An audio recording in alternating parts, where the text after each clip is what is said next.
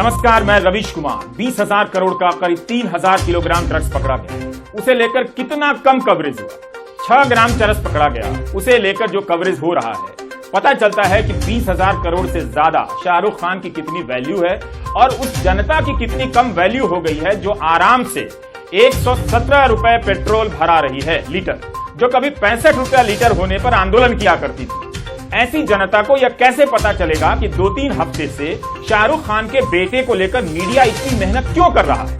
जनता तो यह भी नहीं समझ पाएगी कि एक अंग्रेजी अखबार के संपादकीय पन्ने पर एक ही थीम को लेकर 3-3 लेख लिखे जा रहे हैं, जिसमें सरकार की केवल तारीफ ही तारीफ है। लिखने वाले सरकार की पार्टी के और समर्थक। जब जनता का विवेक नष्ट हो जाता है और वो जनता नहीं रह जाती, तभी एक मसीहा निकलता है जिनका नाम उपेंद्र तिवारी होता है, जो यूपी सरकार में राज्य मंत्री होते हैं, जिन्होंने पूरे रिसर्च से जनता को समझा दिया कि पेट्रोल और डीजल के दाम कम है।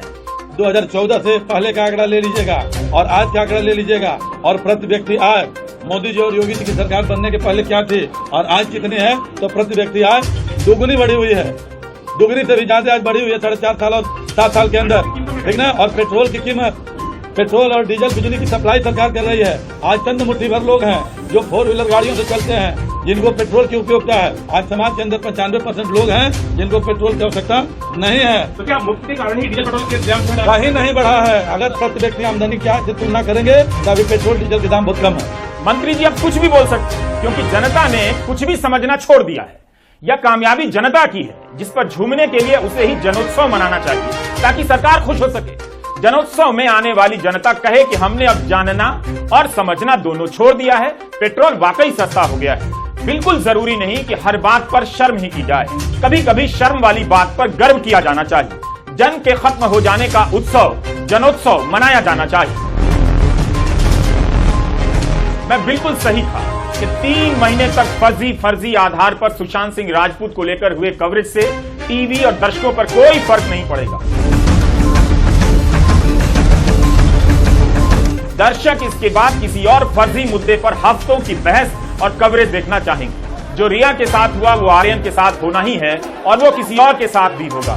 इतनी मेहनत इसलिए की जा रही है ताकि आप जब 117 रुपया लीटर पेट्रोल भराकर घर आए, न्यूज चैनल देखें तो तकलीफ ना हो कि कई महीनों से अब तक पेट्रोल और डीजल के नाम पर आपकी जेब से 30-40 हजार रुपए तो निकल ही गए होंगे। जब जनता ही नहीं बची तो जनता की बचत की क्या चिंता। इसलिए इसे लेकर धीरज खोने की कोई जरूरत नहीं कि आर्यन खान का कवरेज इतना क्यों हो रहा है। एक फिल्म स्टार के ना झुकने या एक अच्छी भली इंडस्ट्री को कबाड़ में बदलने की कोशिशों के सवालों से हम दूर ही रहना चाहते हैं। इस सवाल से भी दूर रहने जा रहे हैं कि 19 सितंबर को गुजरात के मुंद्रा पोर्ट से जब 3,000 किलोग्राम ड्रग्स पकड़ा गया तो उसमें क्या हुआ। 22 सितंबर को 8 लोग अरेस्ट हुए। कुछ दिन बाद इस केस को एनआईए के हवाले किया गया। गुजरात के भुज स्थित narcotic drugs and psychotropic substances NDPS की विशेष अदालत की एक टिप्पणी 1 अक्टूबर के इंडियन एक्सप्रेस में छपी है। अदालत ने जांच एजेंसी से पूछा कि मुंद्रा पोर्ट से आपको किस तरह की डिटेल मिले। डीआरआई यानी डायरेक्टरेट ऑफ रेवेन्यू इंटेलिजेंस ने कहा कि बयान रिकॉर्ड हुए। अदानी ग्रुप इस मामले में कानूनी सलाह ले रहा है। तब कोर्ट ने कहा कि किस तरह की कानूनी सलाह, क्या वे कानून से ऊपर हैं? कोई भी कानून से ऊपर नहीं है। यह देश की सुरक्षा से जुड़ा बेहद गंभीर मसला है। 1 अक्टूबर के एक्सप्रेस में खबर छपी है कि इसी कोर्ट ने आदेश दिया है कि डीआरआई जांच करे कि पोर्ट अथॉरिटी को किसी तरह का लाभ तो नहीं हुआ। इस केस के कवरेज से संबंधित सभी डिटेल में जाने की जरूरत नहीं, क्योंकि हमारा सवाल दूसरा है। इसका जिक्र इतना बताने भर के लिए था कि 3,000 किलोग्राम ड्रग्स पकड़ा गया, उस पर चुप्पी और 6 ग्राम चरस पर हंगामा। हम इस बात को समझना चाहते हैं कि कॉन्शियस पोजीशन क्या है जिसके आधार पर आर्यन खान की जमानत रद्द हुई। कॉन्शियस पोजीशन को हिंदी में सचेत स्वामित्व, सचेत कब्जा कह सकते हैं। यानी आपको पता था कि प्रतिबंधित चीज किसी के पास है या आपके पास है। मुंबई की एनडीपीएस कोर्ट ने आर्यन खान की जमानत रद्द करते हुए कहा कि आर्यन के पास से ड्रग्स बरामद नहीं हुआ है। दूसरे अभियुक्त के पास 6 ग्राम चरस छुपी हुई रखी थी। आर्यन को इसकी जानकारी थी कि उनके दोस्त के पास ड्रग्स है, इसलिए कहा जा सकता है कि ड्रग्स दोनों आरोपियों की जानकारी में मौजूद है। व्हाट्सएप की बातचीत में ड्रग्स का जिक्र मिलता है। अभियोजन पक्ष का आरोप है कि आर्यन उनके संपर्क में था जो प्रतिबंधित ड्रग्स का धंधा करते हैं, इसलिए साजिश में शामिल होने का मामला बनता है। व्हाट्सएप की बातचीत को देखते हुए नहीं कहा जा सकता है कि खान जमानत पर छूटकर फिर से वही अपराध नहीं करेंगे।